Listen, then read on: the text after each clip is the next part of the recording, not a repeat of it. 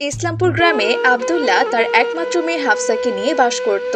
হাফসার মা বেশ কিছু বছর আগে হাফসাকে রেখে একজন পরপুরুষের সাথে পালিয়ে গেছে।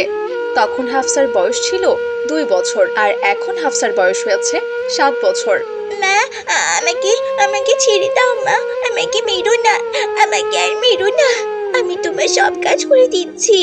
আমার আমার খুব লাগছে মা, ছেড়ে দাও। কি হয়েছে মা? তুমি কি কোনো খারাপ স্বপ্ন দেখেছো? হ্যাঁ বাবা, আমি দেখেছি আমার সৎ মা আমাকে অনেক মারছে। বাবা, তুমি তো জানো কিছু সৎ মায়েরা কত খারাপ হয়। তুমি আমাদের বাড়িতে কোনো সৎ মা নিয়ে এসো না বাবা। আমি তো ছোট থেকে চাচির সাথে আছি, আর চাচির সাথেই থাকতে চাই। আমার কোনো সৎ মা চাই না বাবা। তুমি যেটা ভাবছো তা সম্পূর্ণ ভুল। সব সৎ মায়েরা এত খারাপ হয় না মা। তাছাড়া আয়শা অনেক ভালো, সে বাড়িতে আসলে তোমাকে আগলে রাখবে। তাছাড়া তুমি তো এখনো তোমার নতুন মাকে দেখোইনি।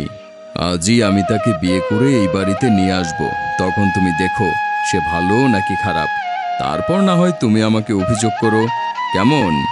কি ব্যাপার হাফসা, আমি শুনলাম তোমার বাবা নাকি নতুন বিয়ে করবে, আর তুমি কি না তাতে সায় দিলে?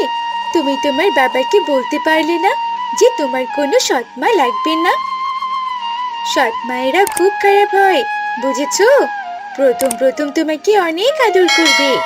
যখন তোমার বাবা কাজে চলে যাবে তখন তোমাকে দিয়ে বাড়ির সমস্ত কাজ করাবে, বুঝেছো? আমাকে মারলে আমি বাবাকে বলে দেবো চাচি, তুমি কোনো চিন্তা করো না। তোমার বাবাকে বলে আর কি হবে বলো তো? তোমার বাবা কি আর তোমার কথা বিশ্বাস করবে তখন? এসব কথা বলে হাফসার চাচি তাদের বাড়িতে চলে যায়।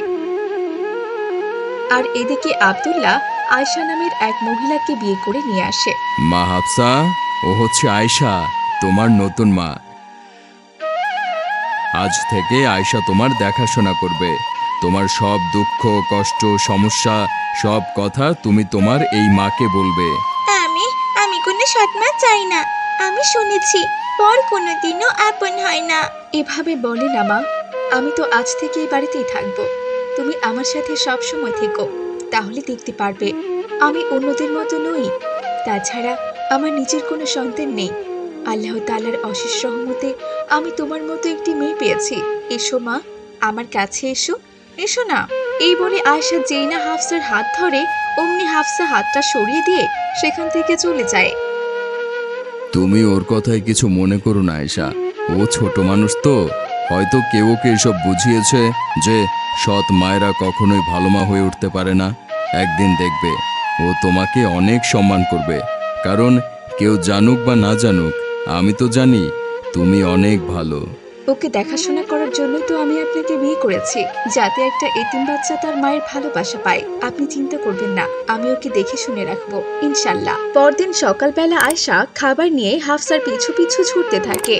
নে মা নে, এইটুকু খাবার অন্তত খেয়ে নে। হাফসা দাঁড়া মা, যাস না। আরে অন্তত এইটুকু খাবার তো খেয়ে নে মা। না না না, আমি খাবো না। তোমার হাত থেকে আমি কোনো কিচ্ছু খাবো না। আমি এখন খেলতে যাব, বুঝেছো? ঠিক তখনই সেখানে মারিয়াম চলে আসে। আসসালামু আলাইকুম আন্টি। ওয়ালাইকুম আসসালাম। কি রে হাফসা, তোর এখনো খাওয়া শেষ হয়নি? তুই খেয়ে দিয়ে খেলতে আয়, আমি তাহলে গেলাম রে। আরে মারিয়াম, যাচ্ছ কেন মা? বসো, দাঁড়াও, আমি তোমাকে একটু খাইয়ে দিচ্ছি, এসো। না না আন্টি, আমি খেয়ে এসেছি, আর খাবো না। তারপরে যখন বলছেন দিন, খানিকটা আমাকে খাইয়ে দিন। তোর আর খেতে হবে না, চল তো চল, খেলতে যাবো চল। এতক্ষণে হয়তো রাকিব ভাইয়া, সাকিব ভাইয়া, রাবেয়া সবাই চলে এসেছে। তাড়াতাড়ি চল তো। এরপর মারিয়াম আর হাফসা খেলতে চলে যায়। তোর নতুন মা কিন্তু খুব ভালো রে হাফসা। সবার সাথে কত সুন্দর করে কথা বলে আর কত সুন্দর ব্যবহার করে। আমার তো আরো খেতে ইচ্ছে করে। আমার আপন মা তো আমাকে খাইয়েই দেয় না, বলে এই মারিয়াম তাড়াতাড়ি খা আর আমাকে উদ্ধার কর। তুই চুপ কর তো মারিয়াম। প্রথমে সৎ মায়েরা ওরকম ভালোবাসা দেখায়, পরে তাদের কাজ না করে দিলে অনেক মারে। চাচি আমাকে সব বলেছে, বুঝেছিস? সৎ মায়ের মন গলানো কথা শুনে সবকিছু ভুলে গেলে চলবে না। এখন চল তো চল, খেলা শুরু করি চল।